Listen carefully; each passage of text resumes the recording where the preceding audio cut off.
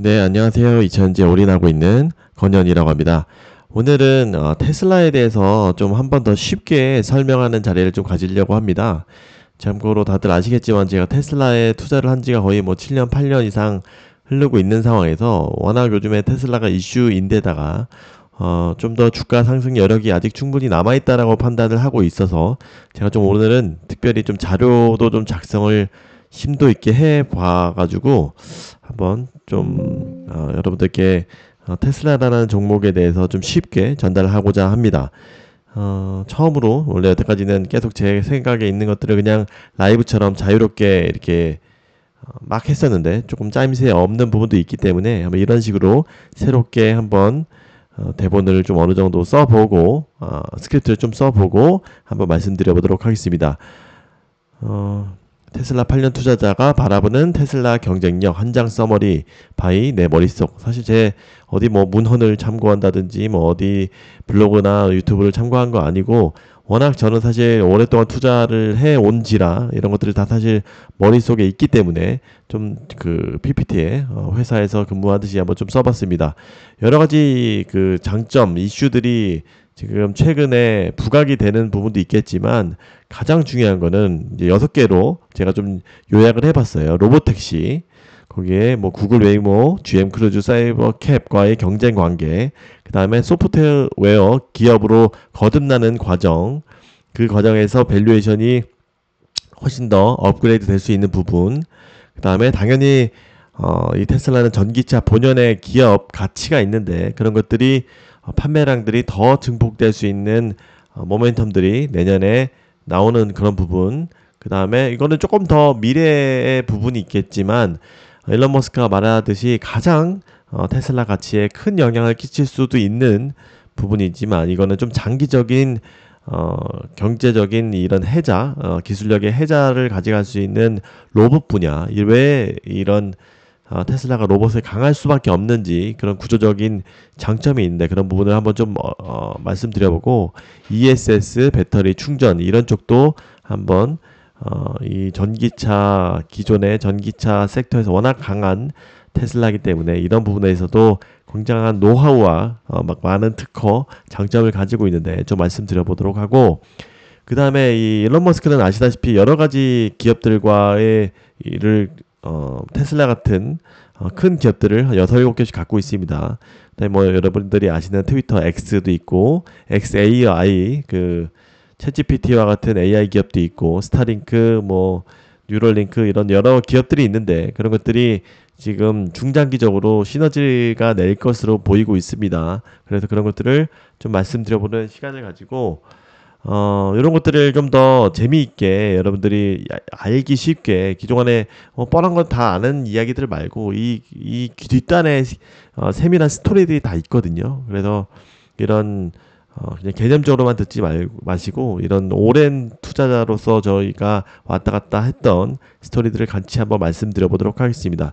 1편에서는 로보택시 소프트웨어 전기차 이런 부분에 대해서 좀 강조를 해서 말씀드려 보면 로보택시가 사실 요즘에 가장 큰 가치, 테슬라 가치를 상승시켜주는 그런 부분인 건 맞습니다. 근데 그 안에 여러 가지 이유들이 다 있습니다. 야, 로보택시는 여태까지 몇 년 전부터 계속 이야기했던 건데 왜 갑자기 부각이 돼?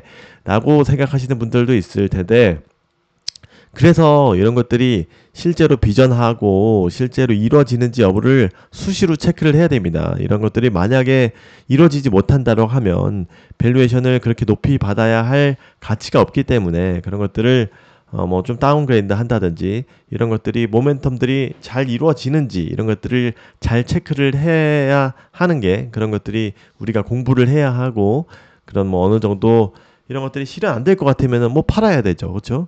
근데 이런 것들이 더 긍정적으로 향하고 있어서 이런 거는 좀 말씀드려야 될 것 같아요. 쉽게 말해서 로보택시는 3파전으로 이루어지고 있습니다. 구글 웨이모, GM 크루즈, 테슬라 사이버캡, 뭐 이런 또 그 외에 작은 기업들도 있는데 지금 상용화되어 있는 애들은 구글 웨이모와 GM 크루즈였습니다. 왜 였습니다라는 것은 좀 왜 말씀드리냐면 GM 크루즈 가운데 있는 GM 크루즈 같은 경우는 좀 우여곡절이 있었습니다. GM이 지금 자기네들 전기차도 못 타는데, 물론 당연히 미국의 포드보다는 잘하고 있습니다만, 이런 것들에 대해서 큰 욕심을 냈습니다. 그래서 GM 크루즈의 기술 개발에 대해 굉장히 많이 투자를 하고 있고, 투자를 했었고, 이런 자회사도 두고 굉장히 오랫동안에 많은 금액을 투자해 왔습니다만, 실제로 많은 도시에서 서비스를 하고 있다가 그런 것들이 또 사고가 한번 나왔습니다. 사람이 인명사고 죽는 경우가 나와가지고 그런 것 때문에 좀 오랜 또 이런 다시 법적인 허가를 받는 보완을 하고 패치를 하고 그 보완 과정을 거쳐서 재개를 했습니다만, 요즘에 그 구글 웨이모도 그렇고 사이버 캡이 이제 좀 더 부각이 되고 있는 상황에서 전면 중단을 했습니다. 이게 그저께 한 3, 4일 전에 나왔던 뉴스입니다. 그래서 말로는 이런 것들은 이제 돈이 너무 많이 들기 때문에 전면 중단하고 자체 GM 차량의 경쟁력에 우선적으로 이렇게 트라이를 하겠다라는 식으로 발표를 했습니다. 그래서 그동안에 로보택시 사업에 대한 가치도 좀 받았었는데 사실 사람들이 좀 반신반의했습니다만, 어떻게 보면 주가는 또 올랐어요. 이런 것들이 엄청난 독이 든 성배같이 계속 밑빠진 독에 물붓기처럼 엄청난 손해를 가져왔던 그런 부분이어서 오히려 이런 GM의 주가는 올라갔습니다만 장기적으로는 사실 굉장히 크리티컬하게 안 좋은 거죠. 그렇죠? 이런 로보택시의 시장을 조금이라도 가져갈 것이라고 생각했는데, 사실 그 이유 중에 하나가 테슬라 사이버캡의 이런 V13 이 기술적인 완성도를 보고 사실 좀 쫄아가지고 또 못하는 부분도 분명히 있을 겁니다. 당연하죠. 왜냐면 지금 구글 웨이모도 있고 테슬라 사이버캡도 있는데 구글 웨이모보다 못할 것 같은데 GM 크루즈는 그런 것들이 당연히 쫄아서 못하겠죠. 어차피 또 테슬라가 당연히 과반 이상의 독점이 예상이 되는 그런 기술을 가지고 있기 때문에 그런 부분도 있을 겁니다. 그나마 지금 잘하고 있는 게 구글 웨이모입니다. 지금 이게 미국에서 사실 캘리포니아 이런 쪽이라든가 한 6개 정도 주에서 하고 있는데 한두 개 정도 주에서 더 추가돼서 굉장히 사람들한테 반응이 좋습니다.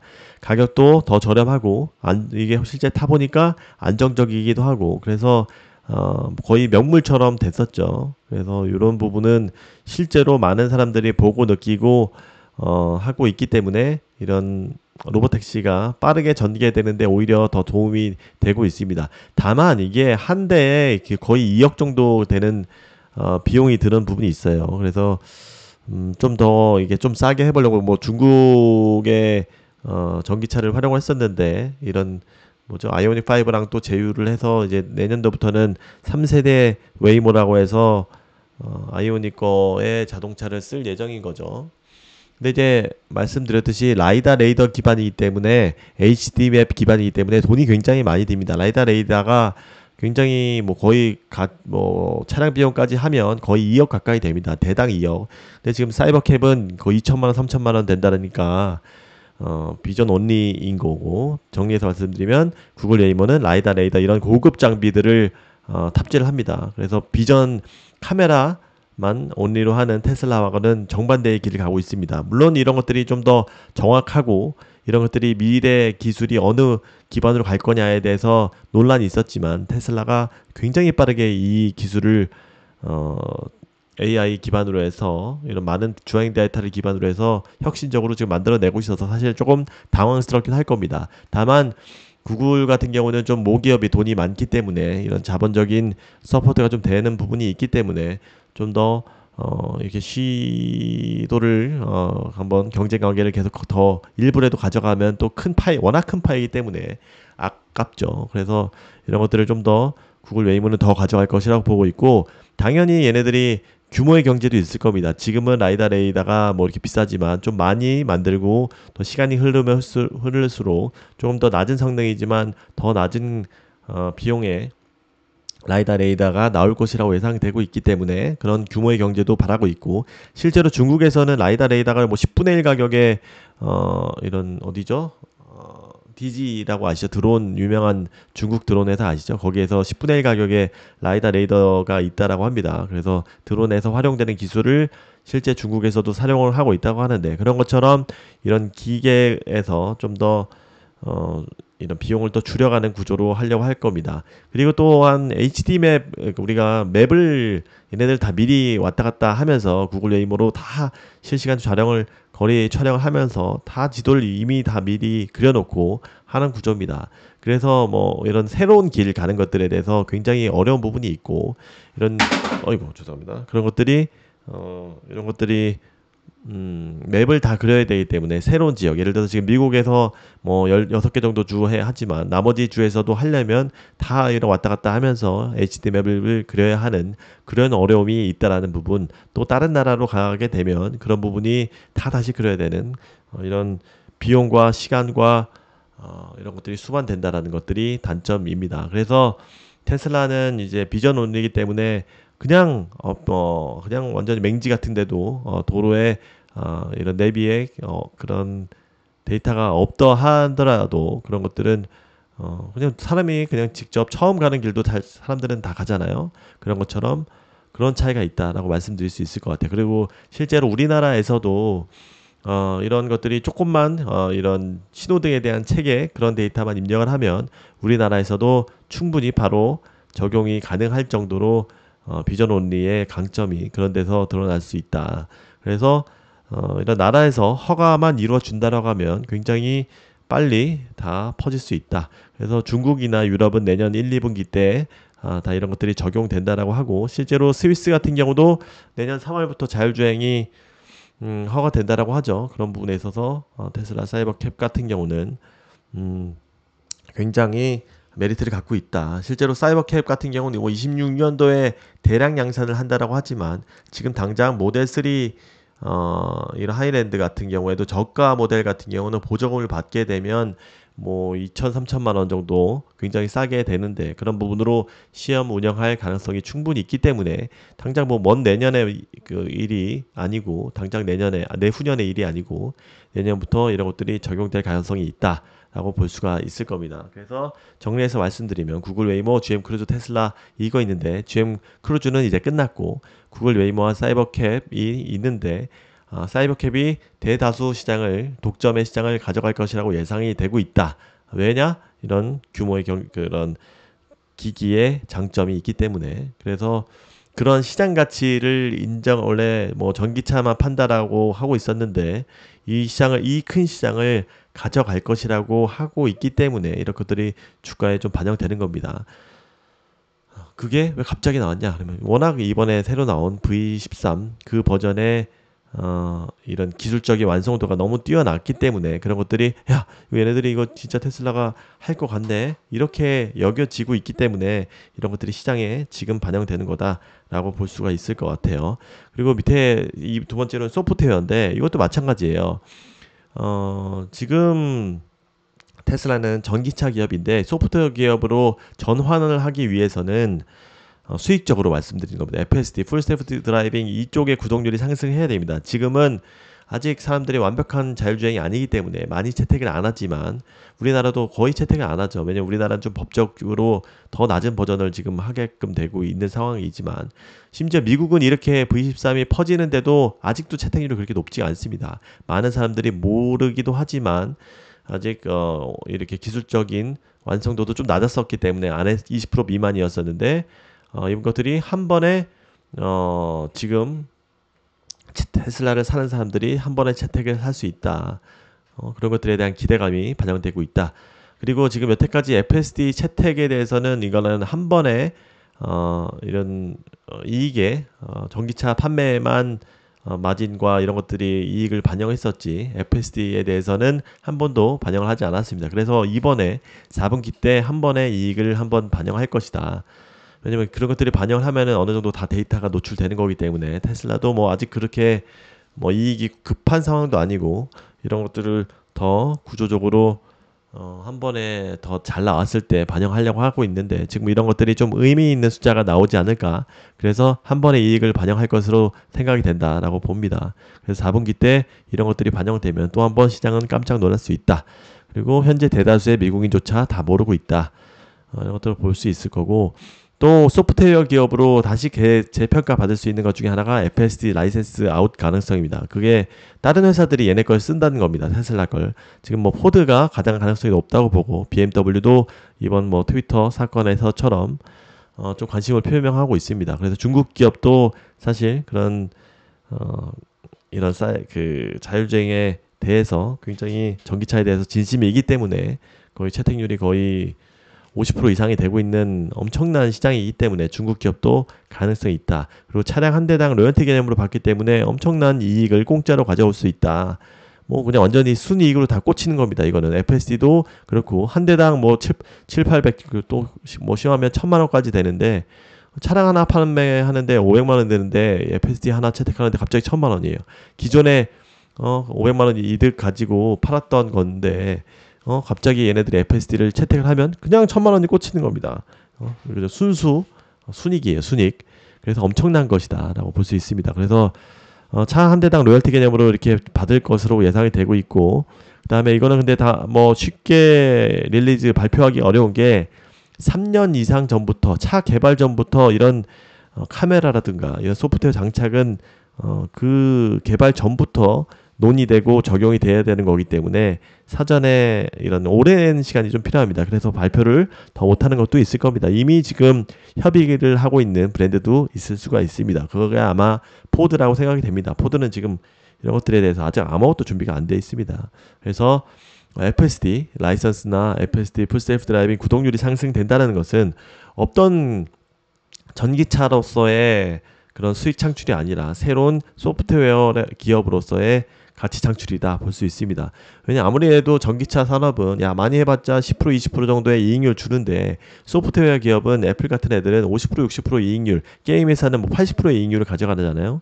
그런 것처럼 다 그대로 순수 돈으로 꽂히는 그런 부분이기 때문에 뭐 애플 뭐죠 핸드폰 같은 거 판매하면은 뭐 고정적인 이익이 뭐 10%밖에 안 나지만 이런 구독이라든가 앱 생태계 이런 거는 거의 80%다 남는 구조잖아요. 그래서 소프트웨어 기업이 더 많이 이렇게 가치를 받는데 이런 것들이 테슬라는 소프트웨어 기업으로 전환이 되고 있는 과정이다라고 볼 수가 있습니다. 그리고 마지막으로 세 번째로 마지막 아니죠. 뒤에 3개 더 나왔는데 전기차 부분입니다. 이건 다들 많이 아실 거예요. 그래서 근데 특히 내년에 중요한 건 주니퍼 모델 Y 주니퍼가 나옵니다. 모델 Y가 지금 전 세계에서 베스트 셀링 카인 거 아죠? 내연차를 다 합해서. 그런데 그것들이 굉장히 이쁘게 모델 3도 굉장히 이쁜 하이랜더 그 시리즈가 나왔죠. 너무나 이쁜데 사실 모델 Y가 더 사실 가성비로는 끝판왕입니다. 차체도 크고 우리나라 SUV를 더 선호하는 부분도 있고 이런 성능도 좋고 차체도 크기고 한데 주니퍼는 모델 Y는 너무 사실 조금 부족한 부분이 디자인적으로 있었는데 그런 것들이 더 개선이 되고 주행거리도 거의 580km까지 간다라고 하죠. 그런 부분은 굉장히 큰 호재로 작용할 것이다.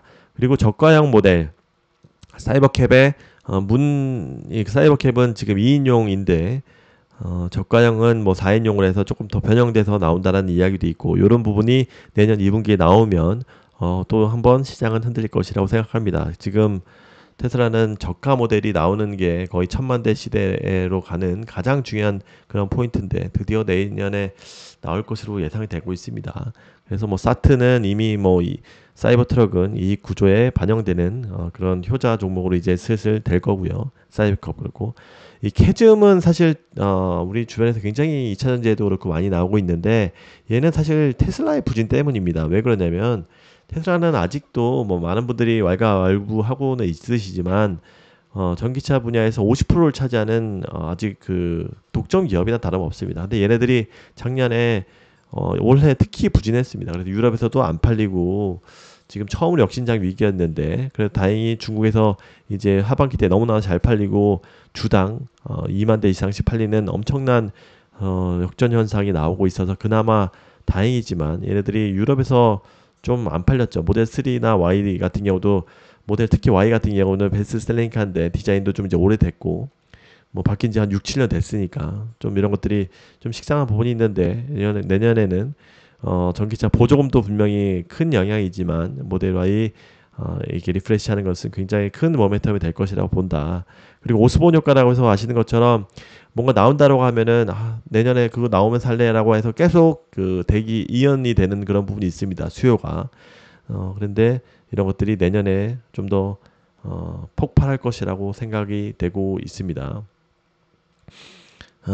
근데 사실 왜 다 뭐 디자인 좋다 이거예요. 근데 왜 테슬라가 부진했는가라는 근본적인 사실 저는 질문을 하게 되는데, 사실 저는 테슬라를 5, 6년 전부터 계속 타면서도 이제 자율주행이 원래 강점이었었는데 좀 발전되는 사실 속도가 좀 늦었었어요. 그래서 좀 아쉬웠었는데 올해 아주 얘네들이 일론 머스크가 진짜 이 H100 어디죠? 엔비디아 거의 칩을 아주 제대로 사용을 하면서 이번에 올해 아주 혁신적인 발전을 하면서 완전히 이런 차체 전기차의 본연의 경쟁력, 이거 그냥 전기로 가는 차를 전기차라고 하는 게 아니에요. 이 자율주행이 있기 때문에, 자율주행이 원활하게 가동을 하기 때문에 전기차라고 하는 것이지, 그 전기차 본연의 경쟁력을 올해에 특히 살릴 수 있을 것이라고 생각되는 이 환경이 있기 때문에 내년에는 더욱더 전기차, 테슬라 전기차가 특히 더 잘 팔릴 것이라고 생각합니다. 그 경쟁자로는 뭐 GM이나 현대차량도 있는데 아직도 한참 멀었습니다. 현대차가 아이오닉 5로 좀 잘 해주고 있다가 아이오닉 6도 조금 별로고, 아이온 9도 있게 나왔는데 조금 아쉬운 것 같긴 해요. GM도 좀 있긴 한데 조금 많이 부족하죠. 그래서 당분간 독주 체계가 계속될 수밖에 없다라는 생각을 하게 됩니다. 좀 이렇게 빨리 말씀드렸는데, 그 다음에 로봇이나 ESS 배터리 충전, 이런 또 시너지, 이런 부분도 굉장히 중요합니다. 그래서 이런 부분을 참조하고 여러분들이 투자에 임하시면 이런 것들이 실현이 되고 있는지, 이렇게 흘러가고 있는 건지 라고 그런 것들을 인지하고 투자하시면 더욱더 장기 투자하시는데 변동성이 실제 뭐 또 다음 주에 또 급락해도 이런 믿음과 이런 것들이 실현되는 것을 체크하시면서 보면은 더욱더 안정된 투자를 하실 수 있다라고 봅니다. 안녕히 계세요. 다음에 또 2편에서 뵙겠습니다. 감사합니다. 많은 사랑 부탁드립니다. 안녕히 계세요.